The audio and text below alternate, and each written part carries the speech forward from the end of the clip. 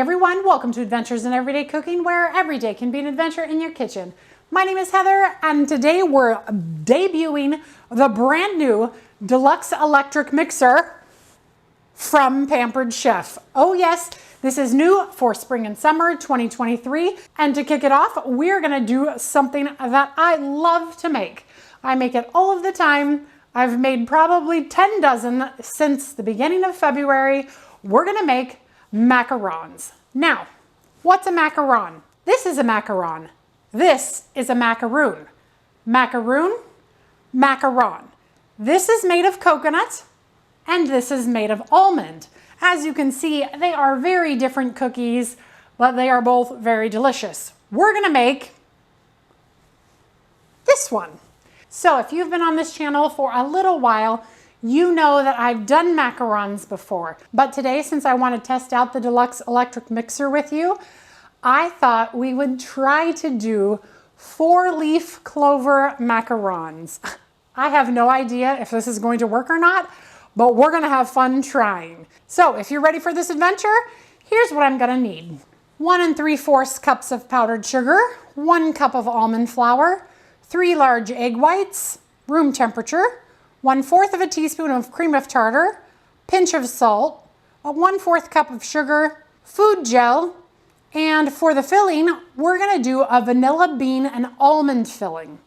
You're gonna need 1/2 cup of salted butter, 1 3/4 cup of powdered sugar, 1/2 teaspoon of milk, 1/2 teaspoon of vanilla extract, 1/2 teaspoon of almond extract. Okay, before we start this recipe, let's talk about the deluxe electric mixer. Now, it is a large 5.75 quart or 5.4 liter stainless steel bowl. It comes with 3 attachments: the whisk, the dough hook, and the scraping beater. Now, a lot of people who have the other mixer, the one I have over there, you have to buy this scraper separately, so I appreciate that they have the scraper already included. The tilting head is very nice because it tilts and locks into place, so it's not gonna go anywhere. And when it's up, it also locks into place. So that's awesome as well. It has non-slip feet. So see those white feet underneath there? So when you do large, like heavy duty things, hopefully it doesn't work its way off the counter like some of the other guys do. I've never lost a mixer to the ground, but I've come close. I also love that it has a carrying handle right here. So very nice.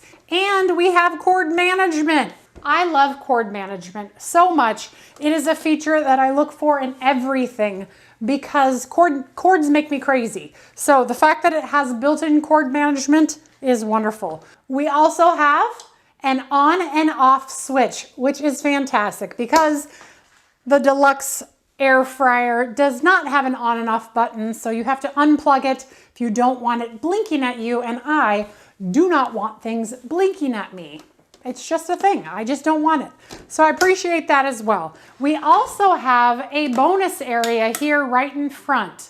Dun, dun, dun, dun. Do you know what that is? It's an accessory port, which means accessories are coming. I've used this for a couple of recipes so far, and I have thoroughly enjoyed it because the presets, which are custom whip, cream mix, beat, and knead. When you do the whip function, it does your meringues so perfectly and it's timed. So you have the perfect meringue stiff peaks every time. So far, I have been very happy with this machine. A con of this machine, I'm gonna put it out there because it may bother someone and prevent them from enjoying their mixer. There is a very, very high-pitched noise when this mixer is on.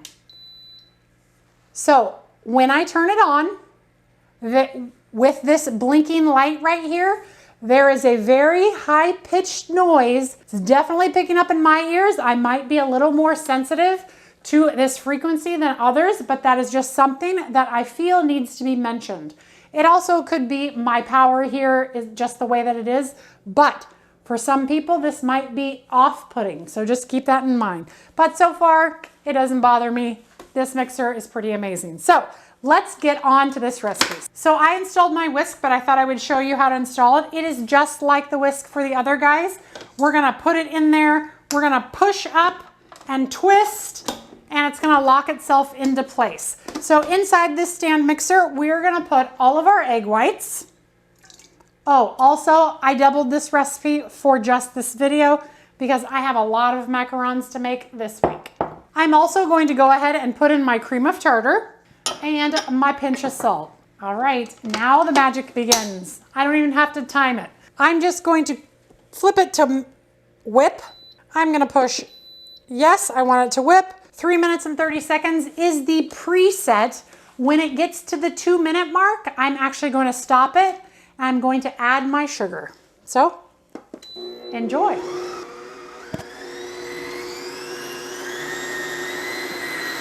Isn't that fun? It is a little quieter than my KitchenAid too, but it's still pretty loud. All right, I'm gonna pause for a second and show you the frothy goodness that is on the inside. So when it is all frothy like that, it's gonna be time for us to add our sugar. So I'm just gonna go ahead and add in my sugar all at once. And then we're gonna push start again, and then I'm just gonna let it go for the full rest of the 2 minutes. All right, let's check to see if stiff peaks have been achieved. I think I'm gonna need to go a little bit longer, but let's check it out. So we need to get these egg whites to stiff peaks. And wah, wah, wah, that's soft peaks. Now, that could be because my eggs were fresh eggs from my friend's chickens, but there's no way for me to know. So if I want to do it a little bit more, I'm gonna go ahead and go to custom. I am going to set it on the highest, and I'm just gonna let it go. Probably like 30 more seconds. All right, let's check. That was 30 more seconds. Oh, look at that. Let's check to see if they're really hard peaks. Yep, they're hard. Okay, so let's go ahead and knock that off, and we're done with our deluxe electric mixer. Wasn't that fun? I can't hear that noise right now. Oh, you know why I can't hear the noise anymore? Because this is blinking, not this. So I wonder if I cancel it. There's a cancel button right here. Yep. When the custom button is blinking, there's a very high-pitched noise that you probably won't hear, but I hear it. We're gonna turn it off though, and we're gonna wrap up the cord. Oh, the other thing I wanted to mention about this is it is leaps and bounds lighter, like probably half the weight of the other guys. That's a selling point for someone because the other brands' mixers are very heavy. Moving them to and from locations when I'm doing a class or something, it is quite crazy. So look at that. Look at that. And I pick up with my handle, and we're gonna move it right over here. So check out my beautiful stiff peaks just like that. Okay, let's move on to the next step. That is the hardest part of this macaron recipe. All right, so the next thing that you're gonna wanna do, if you have not done it already, is you're gonna take your almond flour and your powdered sugar, and you are going to blitz it in your food processor. And then you are gonna wanna sift it so that you get all of the little bits out. Now, because I've been making macarons a lot, I have pre-sifted, pre-measured out flour already, because then my food processor is all dirty all at the same time. So I will measure out 2 recipes worth, put it in jars, and then I label the top with macaron mix. I'm gonna go ahead and sift it in just so you can see what I do. Oh, first let's dye this. Since everything green is on its way to us, yes, St. Patrick's Day is on its way, we are gonna do Kelly Green food gel. Now, you'll notice in the recipe, it did ask for food gel, not food coloring.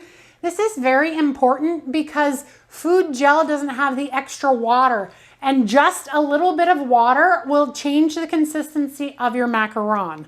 So I'm gonna go ahead and use my little skewer here, and I'm gonna get out quite a bit, and I'm gonna put it right into my mix, and I'm just going to stir it up just a tad because I want it to come off of my skewer here. You can just use a regular skewer too.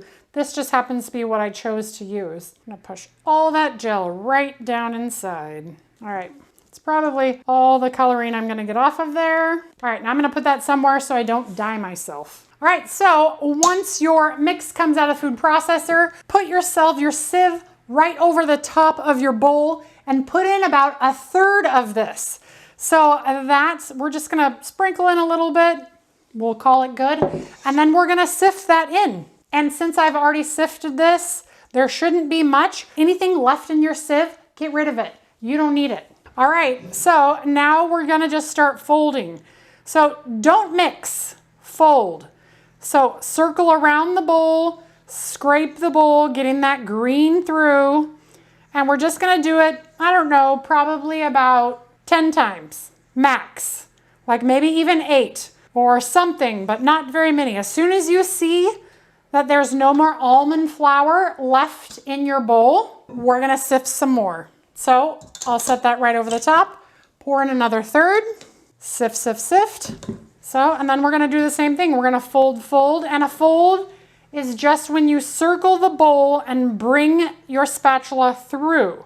So circle and through.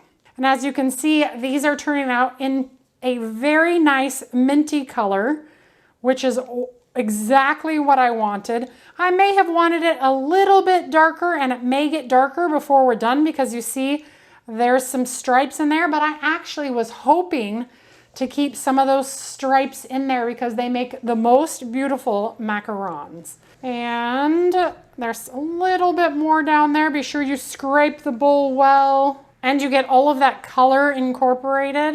All right, and then when you're there, we're gonna do the last third. A lot of people struggle with knowing when they're done folding. And some people say it's when it looks like lava. Other people say when it ribbons down into your batter. And then Erin McDowell from Food 52, whom I adore. If you have not seen any videos from Erin McDowell, I will leave a link to Food 52 and her macaron video in the info of this video. But she is adorable and she does macarons so beautifully. She says it's when your batter makes a figure 8 pattern. So I've been doing that lately and that has not steered me wrong. So we're just gonna scoop around and bring our mix through. The other thing that Erin said was that a lot of people actually undermix their batter because they're so afraid to overmix it, because if you overmix, you will knock all of the beautiful air out. So, but if you undermix, then your cookie is not gonna maybe get the feet that you want. And you'll see what I mean by the feet. If you look at a macaron, the feet are that ridgy bit at the bottom of the cookie. So that's what we're looking for. And in order to do that, we have to just fold, fold, fold. So if you look at this batter, it's still very clumpy and this is not quite right yet, but we're getting there. So now let's pick up our batter and then, oh yeah, so look at here. See how I'm making a figure 8? That means this batter is ready to go. So I see a little bit that I failed to incorporate over here. So I'm just gonna wipe that through just a little bit. Don't overmix. And then that's it. Okay, now we're gonna get our piping bag all ready to go. So to make a macaron, you are gonna need a Wilton 1A piping tip. So it is a round piping tip and you're gonna need a bag. Now, some people will ask, can I just use the piping bag by itself? Technically you can use whatever you have, but piping tips aren't very expensive. You can buy them at all of the craft stores. So what you're gonna do is I have my tip, I have my bag still sealed for right now because I want to be able to seal that up. And I am all out of my big piping bags, so I have these little bitty ones. It's fine. So the first pile of macarons that I'm going to do, I'm actually going to just do normal. I'm just gonna do so that you can see what we do and how it's done. The second one, I'm gonna try the 4-leaf clover. So it's gonna be fun. All right, so holding my piping bag in this hand like this, we're gonna scoop this batter up and put it right on inside. And that green makes me happy. All right, and then we're gonna twist the end. Now it's time to take off the edge. So you should probably do this part before you fill yours, but because I know what I'm doing, I do it after. I just score the edge just a little bit, and then the top just pops right off. Dink. All right, so then we're gonna take the bag and we're gonna just right up and down, squeeze and flick. Squeeze and flick. And don't worry if it has a little peak on it. That will come off when you bang it on the table. Try to make them all about the same size. That way when you bang them on the table, they will all spread out evenly. And you don't want to put them very close together. If you don't have a template, you can print one off online, but it's important that they are about an inch and a half away from each other because they will spread a little bit. Now what we're gonna do is we're gonna bang it on the counter. You ready? Ha ha ha. Now, I don't know if you can see those air bubbles? That is exactly why we're banging it on the counter. So I'm gonna do it like 3-4 times. And then I'm gonna take a skewer or my cake releaser and tester, and I'm just going to wiggle it back and forth in those areas where those bubbles were so that I can fill them in. And if I see any other bubbles that didn't pop, and usually you can because they look like big peaks, we will pop those. Also, if you see any that are looking rather small, you can take your piping bag and just give them a little bit more. I don't know if that's the right thing to do, but that's what I'm gonna do, because that's what I do. And then we will help those peaks to go down just a little bit. That's perfect. You can use a toothpick or a cocktail stick or something else. I love to use this because it's nice and long. Also, the other edge of it, if I accidentally got out of the line, I can push it right back in and just pick it up and coax it to where it needs to be. It's a fascinating tool for macarons. All right, the next thing we're gonna do is we're gonna put any sprinkles that we might want.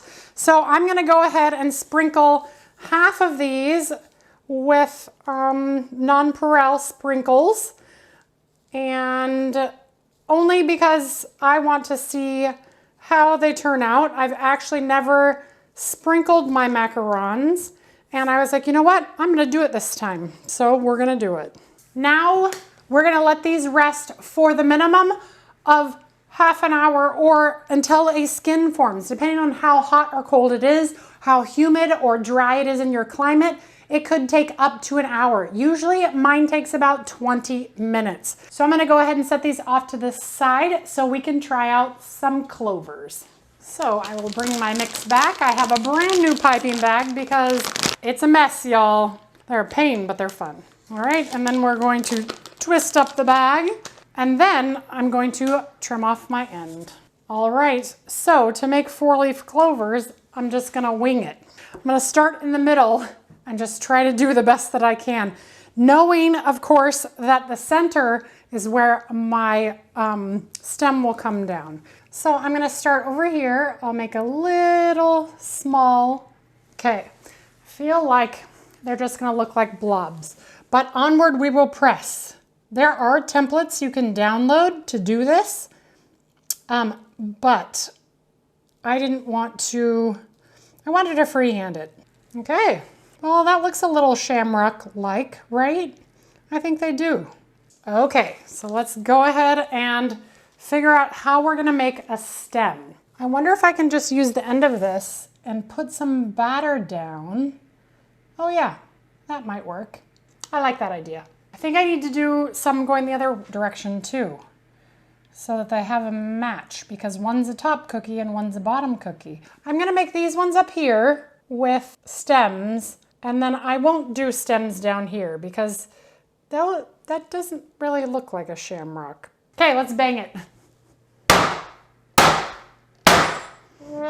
Yeah, I think they look very blob-like, and not very shamrocky. It's fine. I mean, they kind of look like shamrocks, but it is what it is. I'm just gonna do the rest in regular. All right, let's get those tapped out. And we will pop any bubbles that we see.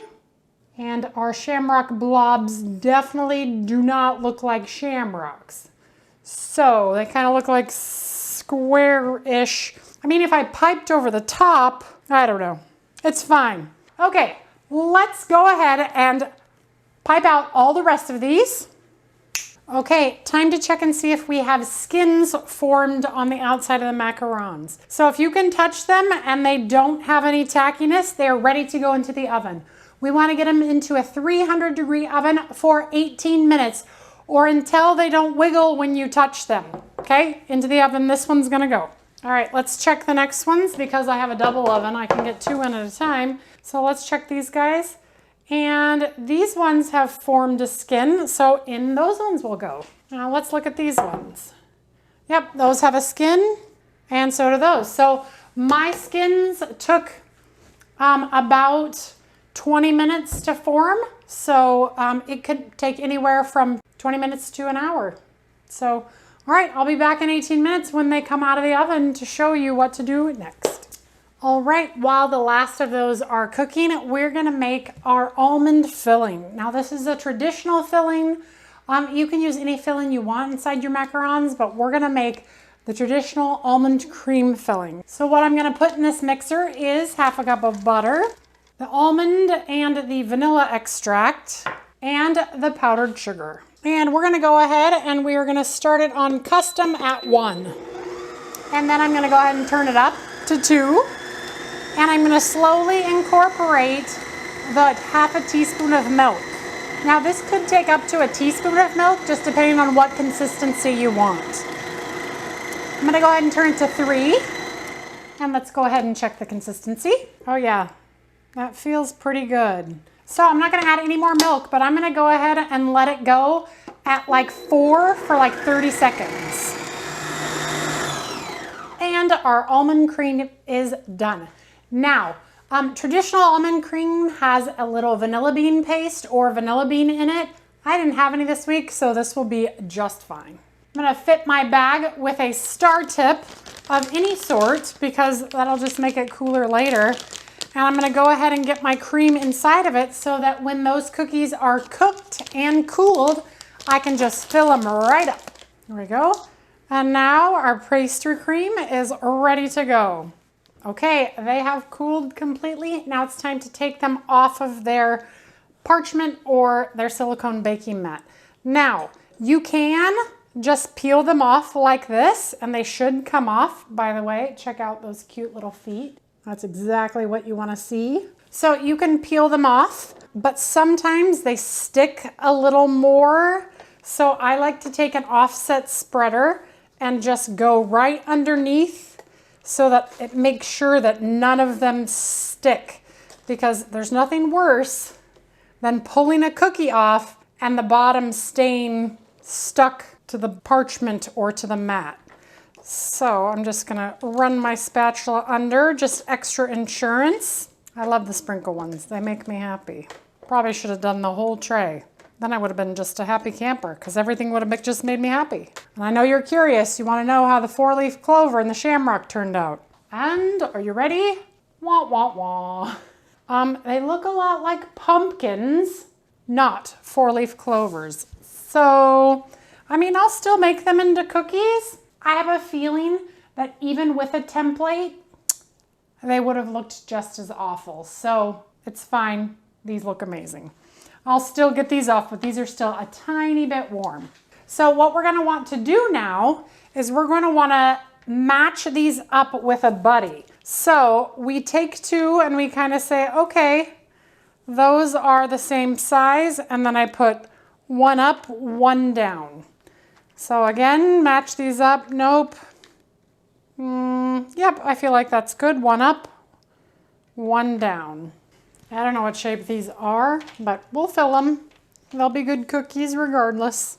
Okay, now that we've matched them all up, it's time to fill them with our cream. I have fitted this pastry bag with a star tip. Any star tip will do. You don't need a star tip, but it does make them a little bit prettier. And what we will do is we will start with this shamrock, which is not a shamrock. And I'm just going to spread my cream on the inside. You could also fill these with jam or Nutella or those kinds of things, but I really like just using cream on the inside. When I fill mine with jam and they sit in the refrigerator or I give them to other people, they tend to get way softer than if I just use the almond cream. So I love to just use the almond cream. But I have now decided that I'm only gonna make the raspberry ones if they're gonna be eaten the next day after my shells have already matured in the refrigerator. I'll tell you what I mean by mature. So after I fill these with cream, they need to go into the refrigerator for at least 24 hours. But they taste even better after 48 or even 72 hours. So I will taste one for you before the end of this, but know that they need to mature. Something about being in the refrigerator makes the meringue just sing. So if you can help it, wait. Which is why I'm saying I would probably put the cookies themselves into the refrigerator without my cream on the inside. And then when I was ready to sandwich them and give them away, I would put the cream in, put my jam in or my curd or whatever else, sandwich them together, get them back into the refrigerator just for the cream to solidify and then give them away. Because I just feel like they get too soft when they have the jam in the middle. All right, so I'm just gonna continue the same idea, just filling them. And you wanna give quite a bit in there because you want people to be able to see their cream. Look at how cute that is. And there we have it, macarons. Now, like I mentioned, you definitely want to get these into the refrigerator for 48 hours-ish. If you can't wait that long, at least wait till tomorrow because they will just be a better cookie. However, we're gonna try one because I can and I love them. So I'm gonna take one of the little ones right here. So little, so cute, and we're just gonna bite into it. Crunchy, chewy. They're so good. I love macarons. They're awful. They're terrible for you, but they're so good. All right, so even though I didn't make the shamrock shape, instead I made green pumpkins. This is still a successful recipe. I still absolutely love macarons. Will I try to shape them in the future? I might. Or I'll just make them round because I love them round. I mean, isn't that just the cutest thing? They make great gifts. And if you can master, I haven't mastered it yet, but if you can master this cookie, you'll save yourself a lot of money because just one of these cookies can cost you $6 in certain areas. So that wasn't that hard. The hardest part is folding and knowing when to stop or when to continue. Did I do it right? Probably not. There's probably people who are macaron masters who are like, that batter was a little undermixed or overmixed or who knows. But what matters is that I got a cookie that I love and that I love to share and that my friends love to get. So this was my macaron adventure and I hope you enjoyed it. If you did, give it a like, share it with your friends, and subscribe to my channel. I do videos several times a week and I'm always looking for the next adventure. So if you got one for me, leave it in the comments below. Otherwise, I'm gonna go ahead and get these into an airtight container and into my refrigerator so that in a couple of days, I can hand them out to my friends and then I'll be the favorite. All right, you guys, we'll see you on the next adventure. Bye. It's like a pumpkin. All right, it's fine. It's a pumpkin.